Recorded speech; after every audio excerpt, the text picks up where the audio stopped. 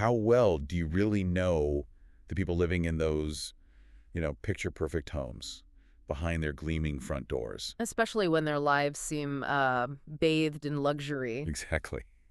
Well, today we're pulling back the curtain on Freida Mcfadden's absolute phenomenon of a psychological thriller, The Housemaid. And this deep dive, it's drawing on a whole bunch of sources. We've got the Wikipedia entry, loads of insightful book summaries, critical analyses too. Yeah, we're really trying to get the full picture here. We're not just going to tell you the story. We want to show you how this book became such a genuine cultural touchstone. Right.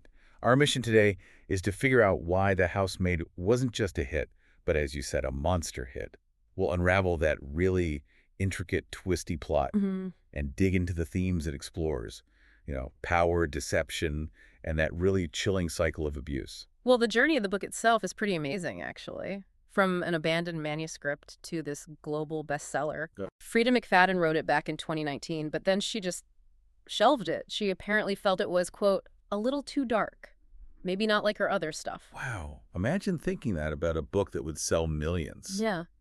So it just sat there. Pretty much. Until a British digital publisher, Bookoucher, they saw something in it. Released it as an ebook, April 2022. And that's when things took off. Oh, absolutely. That's when the fuse was lit. Its success was immediate, explosive, caught everyone off guard. Mcfadden signed with an agent. Right. And then Grand Central Publishing quickly snapped it up for a paperback release just a few months later, August 2022. And when we say monster hit, that's really not an exaggeration, is it? No way. By June 2024, the New York Times was reporting over 2 million copies sold. 2 million. And the Washington Post, around October 2024, they noted about 1.6 million print copies, just print. So yeah, not just a flash in the pan. That's incredible. And the chart performance. 83 weeks on Amazon's bestseller list. And 60 weeks on the New York Times trade paperback list. Staggering. It even went global, right? Yeah. Best-selling novel in France in 2024. Yep, over 630,000 copies just there. It's kind of wild. And a lot of this buzz, people are saying it came from places like Book Talk on TikTok. Definitely. That and, Facebook groups, Goodreads discussion boards, it really shows the power of those reader communities driving a book's success. It really does. But the critical reception was a bit more varied.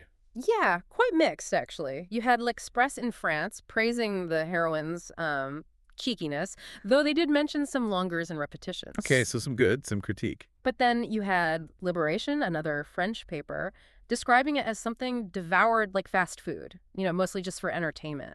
Ouch. They even quoted an anonymous bookseller calling it rather dismissively a book for non-readers. Wow, a book for non-readers. That's quite a statement, especially given the sales figures in it winning the 2023 International Thriller Writers Award for Best Paperback Original. Exactly. It's a huge contrast. So what do you think those supposed non-readers are getting from it that maybe some critics are missing?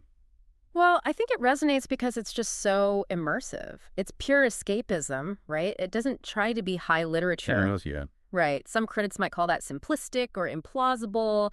And yeah, some reader feedback mentions characters making stupid choices or plot holes. But they keep reading. Mcfadden's genius might just be hooking people and keeping them guessing, even if they're rolling their eyes sometimes. So it's less about perfect writing and more about that pure, unadulterated thrill. Exactly. And that thrill is paying off. It's spawned a whole franchise now. Oh, yeah, the sequels. The Housemaid's Secret. And The Housemaid is watching. They're already out expanding the world. And the film adaptation. That's huge news, too. Oh, yeah. Rights got snapped up really fast, July 2022. Hidden Pictures and Lionsgate. And they've got a writer and director now? Rebecca Sonnenshine's adapting it.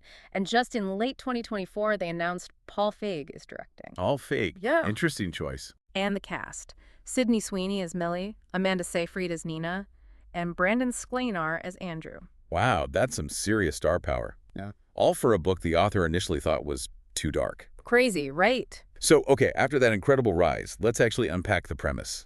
Because the genius here is how it hooks you immediately, right? It lures you in. Totally. We meet Millie Calloway. She's our housemaid. Young woman, really desperate for a clean slate. She's got a rough past, a criminal record. And is literally living in her car. You really feel her desperation for stability, for just any fresh start. And that desperation leads her straight to the Winchesters. This apparently perfect, wealthy family out on Long Island. Right. Nina, the wife, Andrew, the husband, and their daughter, Cecilia. On the surface, it's all perfect. Picture-perfect home, ideal job for Andrew, posh private school for the daughter. The kind of dream job Millie feels she absolutely cannot turn down. Exactly. But the moment she gets there, something just feels off. Yeah, that attic room. It immediately sets this chilling tone, doesn't it? Oh, definitely. It's not just a bit weird. It's like a physical symbol of the trap she's walking into. It only locks from the outside. Uh-huh. Huh? And has claw marks behind the door. And the window's painted shut. Creepy. It just screams foreboding. For Millie, and for you, the reader, the whole mansion starts feeling like a prison before anything really bad even happens. Okay, so Millie starts the job. Yeah. And Nina's behavior, it escalates quickly. Oh, yeah. Starts maybe eccentric, then becomes like borderline, unhinged, unpredictable, irrational. The book even says more witch than woman. Wow. And she's tough on Millie. Super tough. Harsh criticism, impossible demands, making messes just for Millie to clean, accusing her of stealing. It really paints Nina as the villain early on. Makes it easy to side with Millie. Completely. And meanwhile, Andrew, the husband, he comes across as the exact opposite. The good guy. Totally. Charming, polite, sympathetic, always apologizing for Nina's behavior. He seems like this beacon of decency. A calming figure. It's a classic setup, really. You naturally trust him, just like Millie starts to. You do. But despite Andrew seeming so nice, Millie starts noticing weird things, little cracks in the facade. Like what? Well, there are locked doors she's told not to open. She overhears these whispered arguments between Nina and Andrew. And Cecilia, the daughter, she's described as troubling herself, prone to these odd, unsettling outbursts.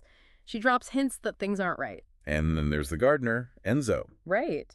The silent Italian gardener supposedly doesn't speak English, but he manages to warn Millie that the house is dangerous. Chilling.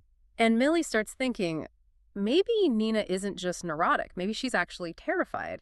The author plants these little seeds of doubt, making you question everything. And this is where Mcfadden just pulls the rug out from under you, isn't it? The big twist. Oh, absolutely. This is where it gets really interesting. That major jaw-dropping twist reveals Andrew. He's the true villain, not the charming guy at all. So the whole persona was fake. Completely. He's revealed as a sociopath, been gaslighting Nina for years, twisting her reality, making her doubt her sanity, just systematically breaking her down. God, that's dark. How did he do it? His methods are just awful. Locking Nina in that attic room frequently. The same room Millie's in. Subjecting her to emotional, physical torment, pepper spray, pulling her hair, even drugging Nina and Cecilia so they couldn't leave. Drugging them. Yeah. His charisma, it wasn't kindness, it was a mask. A tool for deception, hiding these incredibly sadistic tendencies. It really makes you think how easily surface appearances can fool you. And it goes deeper than just Andrew, right? There's a family history. Yeah, that's another disturbing layer. At his funeral, his own mother, Evelyn Winchester, she reviews she disciplined him in a really similar, cruel way. Like abused him. Pretty much. Using, quote, torture as a means to shape him. It exposes this awful generational cycle of violence, trauma, echoing down. And the mother actually approves of what Nina eventually does. Disturbingly, yes. She commends Nina for taking a stand and disciplining Andrew. It's chilling. And then there's another connection, the detective investigating Andrew's death. Turns out he's the father of Andrew's ex-fiancée. Who Andrew also abused. Exactly. It's this whole tangled web of hidden pain and influence. So this completely reframes Nina. She wasn't the crazy antagonist. Not all. She's reframed as a victim, pushed to extreme, desperate measures. All that mercurial behavior wasn't madness. It was masking intense desperation and vulnerability. And she tried to escape before. Yeah, she tried, failed, and then finally confided in Enzo, the gardener. And he agrees to help. He does. His motivation is really personal. His own sister died because of an abusive husband, and he felt he was too late to save her, so he promises to help Nina. Okay, so Nina has an ally, but then she comes up with this incredibly calculated plan involving Millie. Right. This is where it gets really intricate. Nina hires a PI, digs into Millie's past. And finds out about the prison time for murder. Exactly. And that Millie has a history of, let's say, violent retaliation against people who've wronged her. So Nina sees an opportunity. A very specific, dark opportunity. She hires Millie not just as a maid, but with the secret intention of having Millie eliminate Andrew. Whoa. Does Enzo know about this part? Nope. Nina keeps him in the dark about the specifics. Millie's perfect for the plan, right? Young, attractive, desperate for the job appealing to Andrew, and likely to comply even when Nina treats her badly. So Nina starts manipulating everything. Masterfully. Plays the victim to get Andrew's sympathy. Sets up situations for Andrew and Millie to be alone. It all leads to Andrew kicking Nina out and sleeping with Millie. It's all part of Nina's long game. And this forces us to look at Millie differently too, doesn't it? Absolutely. Her own past comes into focus. She's not this innocent bystander. Her history is full of secrets, moral ambiguity. Which explains how she can navigate this mess. Right. It blurs that line between hero and anti-hero. Turns out she had her own calculated reasons for taking that job from the very beginning. Okay, so we have these two women, both manipulated and manipulating, circling Andrew. How does it all come to a head? Well, Andrew, now fully revealed as the monster he is, locks Millie in the attic as punishment for nearly 6 days. 6 days? That's horrific. Yeah, forces her to balance heavy books on her stomach, that kind of cruel torture. But while she's trapped, Millie finds something Nina left behind, a hidden escape plan, basically a pepper spray bottle. Ah, a weapon. Exactly. So when Andrew finally opens that attic door, Millie sprays him, grabs his phone, and locks him in the attic, turns the tables completely, subjects him to the same kind of horror. Wow. So Millie gets her revenge. What happens then? Well, Enzo, the gardener, he's been keeping an eye on the house. He gets worried when Millie doesn't leave for days, so he contacts Nina and tells them they need to come back. So Nina returns. And they find the house empty. Nina unlocks the attic, probably thinking Millie is still trapped inside. But instead, she finds Andrew's lifeless body. And the police. What do they make of it? This is striking. Nina actually takes responsibility, but the police had apparently dismissed her earlier claims of abuse, because of the Winchester family's influence. So they don't really investigate properly. They conclude his death was accidental.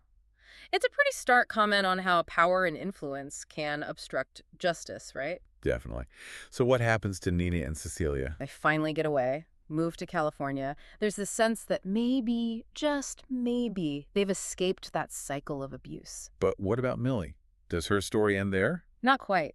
Years later, we see her interviewing for a new job, one Nina recommended, and she finds the woman interviewing her is being abused by her husband. Oh, no. And the ending heavily implies Millie's going to step in, that she's become this sort of vigilante, a dark angel of justice. Wow. So connecting all this back, the book is really exploring some heavy themes, isn't it?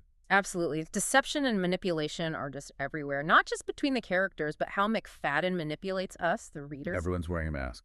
Totally. Hiding their real intentions. It makes it so hard to know who to trust.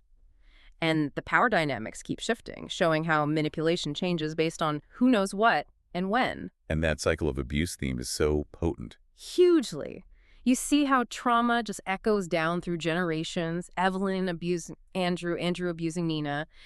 Even Millie's own violent past fits into this pattern. It makes you think how hard these cycles are to break, especially when social systems fail. It feels like the book also says a lot about female agency, or the lack of it, in these situations. Yeah, definitely. It explores the complexities. Millie and Nina aren't just passive victims. They're burdened by their pasts, struggling, sometimes desperately, to get back control. And often using morally gray methods to do it. Exactly. And Andrew's control, it's psychological manipulation, physical entrapment, weaponizing mental illness. It really reflects patriarchal control systems. Even the house itself feels symbolic. Right. That mansion starts as a dream, but becomes this metaphor for how wealth and status can trap people, strip their autonomy, especially within the home. Which brings us to that moral ambiguity. It really messes with your head, doesn't it? It forces you to confront those blurred lines. Victim, perpetrator, right, wrong. Millie's journey especially, from victim to avenger. And Nina's cold, calculated revenge plot. It's not simple good versus evil at all. Not even close. The Housemaid makes us question what justice even looks like when the official systems fail so badly. Okay, so, wrapping up.